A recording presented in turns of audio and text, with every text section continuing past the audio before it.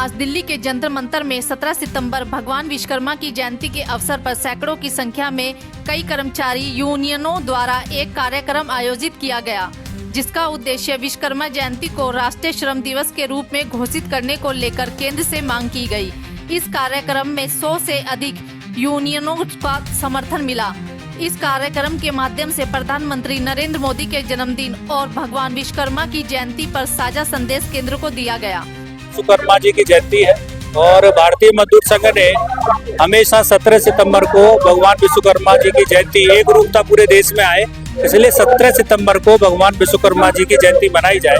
ऐसा पूरे देश भर में देश का मजदूर अपने यहाँ पूजन करता है। इसी प्रकार से देश भर में कार्यक्रम हो रहे हैं। उसी कार्यक्रम में ये दिल्ली प्रांत का ये कार्यक्रम है और अपने अपने उद्योगों में पूजन करते हैं और एक प्रांत का कार्यक्रम करते हैं जो आज जंतर मंतर पे चल रहा है। और भारतीय मजदूर संघ की बहुत पहले से ये मांग है, क्योंकि भारत देश में सारा श्रमिक जब विश्वकर्मा भगवान का पुत्र अपने को मानता है और वो उसके लिए आग्रह करता है कि भारत सरकार उसको राष्ट्रीय श्रम दिवस घोषित करे 17 सितंबर को, ऐसी हम मांग करते हैं। और बहुत सारे प्रांतों ने 17 सितंबर को जो है छुट्टी अवकाश किया है। अभी परसों राजस्थान सरकार ने भी अवकाश घोषित किया है।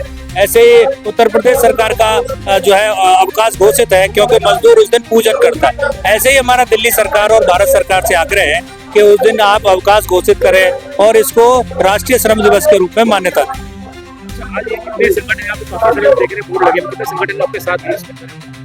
इसमें इस समय पर 120 संगठन हमारे साथ आए हैं, उनके प्रमुख लोग आए हैं और सबका लगभग एक प्रमुख काम जो इस आज की इस बैठक में एक प्रस्ताव सब लोगों का शामिल रूप से सरकारों को जाने वाला है, वो ये है कि जो कॉन्ट्रैक्ट कर्मचारी है, जो संविदा कर्मचारी है, उसको पक्का किया जाए।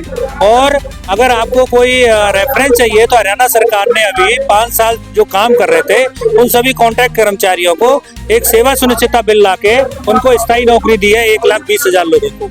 ऐसा ही हमारा आग्रह है कि दिल्ली सरकार, भारत सरकार और अन्य सरकारें जैसे दिल्ली नगर निगम, नई दिल्ली नगर पालिका परिषद, छावनी और उद्योग भी, जैसे बिजली का उद्योग है वहाँ 5 कंपनी आई है, लेकिन वहाँ भी व्यवस्था ये है कि एक थर्ड पार्टी से कॉन्ट्रैक्ट कर्मचारी के रूप में उसे कभी भी बाहर जाने की बात कह दी जाती है। तो ऐसा ना हो, इन सब सरकारों के पास हम दबाव बनाने वाले हैं। आज एक प्रस्ताव पास किया है, भारतीय मजदूर संघ उसको लेके जाने वाला है और सभी संविदा कर्मचारियों को स्थायी किया जाए, स्थायी समाधान आए, इसके लिए काम करें। इस दौरान डीटीसी यूनियन के सैकड़ों संविदा कर्मचारी भी समर्थन के लिए पहुंचे और लंबे समय से चली आ रही उनकी समस्या को हमसे साझा किया। यहाँ देखा जाए डीटीसी काफी वर्कर यहाँ पे आए हैं जो संविदा में काम करते हैं, साथ में भी समस्या चल रही है। नहीं, ये कॉन्ट्रैक्ट कर्मचारी मैंने क्या बोला, हर उद्योग में है, डीटीसी में संख्या अधिक है, डीटीसी का काम ज्यादा है और डीटीसी में लंबे समय से वो कॉन्ट्रैक्ट पे थोड़ा, इसलिए डीटीसी में आक्रोश है, क्योंकि पिछले 12 साल से उनको कोई पूछ नहीं रहा, उनको समान कार्य समान वेतन नहीं मिल रहा, उनको मेडिकल फैसिलिटीज नहीं मिल रही, उनको ड्यूटी नहीं मिल रही और फिर प्राइवेट कंपनी एजेंसियां वहां आ जा रही हैं और इनके काम को जो मिल रहा है ना, इसको भी छीना जा रहा है। दूसरी जाइए, दूसरी कंपनी में आप काम कर लीजिए, वो डीटीसी का कर्मचारी नहीं रहेगा, ऐसी व्यवस्था हो रही है। इसलिए उनका जो अटैचमेंट है डीटीसी से, उनको कभी कभी लगता है कि न जाने कल हमको कह दिया जाएगा कि कल से तुम मत आना, ऐसा संकट उनको लगता है। इसलिए डीटीसी के कार्यकर्ता आज यहाँ अपने लिए आए हैं और इससे भी अधिक संख्या में आने वाले हैं। ये आंदोलन आगे की ओर बढ़ेगा। आपका नाम? मैम जीतराम। आप डीटीसी की किन समस्याओं को लेकर? मैम समस्या तो बहुत ज्यादा है, पर हमारी कोई सुनने वाला नहीं है। बहन, अगर मैं आपसे हाथ जोड़ कर निवेदन करता हूँ, अगर हमारी समस्या को आप मुख्यमंत्री से, प्रधानमंत्री से तो हमारी पहुँचा दे तो आपका बहुत आभारी रहेंगे। हम बहुत परेशान हैं, कौन सी समस्या पूछना चाहोगे? हम दिल से नहीं, मन से, दिल से, अपनी आत्माओं से भी हर जगह से रो पड़े, हमारी समस्या कोई सुनने वाला नहीं। हमको डीटीसी को 15 साल हो गए काम करते करते, 15 साल में अब हमको धक्का दे दिया है प्राइवेट क्लस्टर में कि जाओ मरो, अपने परिवार को जहर दो, फांसी दो, कुछ जो जितनी हमारे पास तनख्वाह, उस तनख्वाह में काम करना चाहते तो करो, नहीं तो अन्यथा हमारे भाग से जाओ। कितना वेतन दिया जाता है? मैंने इसी समय तनख्वाह वेतन दिया जा रहा है 862 रुपए। 862 रुपए पर डे के हिसाब। जो आओगे तो करेंगे, नहीं आओगे तो नहीं मिलेगा। जो हमारे राष्ट्र भी छुट्टी हर कंपनी में, हर सरकारी गाँव में सरकार की छुट्टी दी जाती है संडे को, तो वो भी नहीं दी जाती है हमें। नहीं कोई रजिस्ट्रेट दी जाती, केवल 15 अगस्त 2 अक्टूबर ये दी जाती है और 15 अगस्त 2 अक्टूबर 26 जनवरी दी जाती है और नहीं दी जाती। फिर भी यहाँ आज आप किन मांगों को आप रखते हैं? समान काम समान वेतन मांग के लिए हम आए और कुछ नहीं दे सकते तो दिल्ली की डीटीसी की बस हमें दे दे और हम समान काम समान वेतन में बड़े खुश रहेंगे और परिवार को पालने पोषण के लिए काम कर रहे हैं। जनता भी कहीं ना कहीं परेशान है।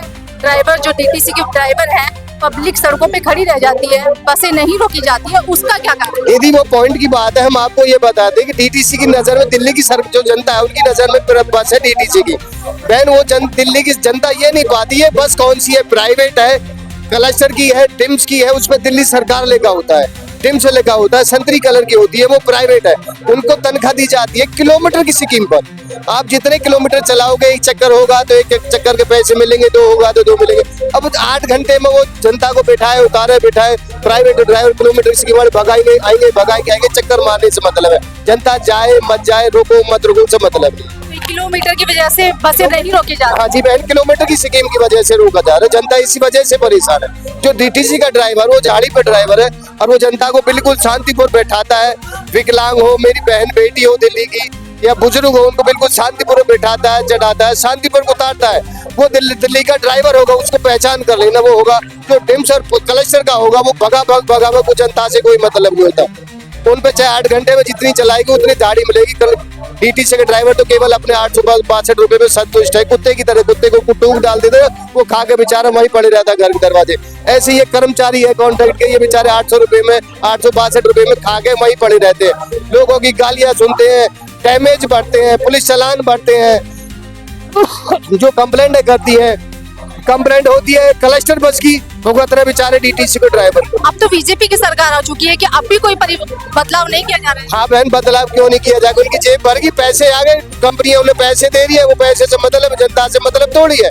जनता मरो गिरो कुछ हो, वो ड्राइवर पे क्लेम कर देते हैं, जनता को कुछ भी हो वो ये पैसे सरकार जो भी है, कोई भी सरकार आती है पैसे खाती है और प्राइवेट बस चलाती है। वो कारण है बहन, किलोमीटर की स्कीम चलाने का कारण है। कोई समस्या तनख्वाह की भी और समस्या और भी है।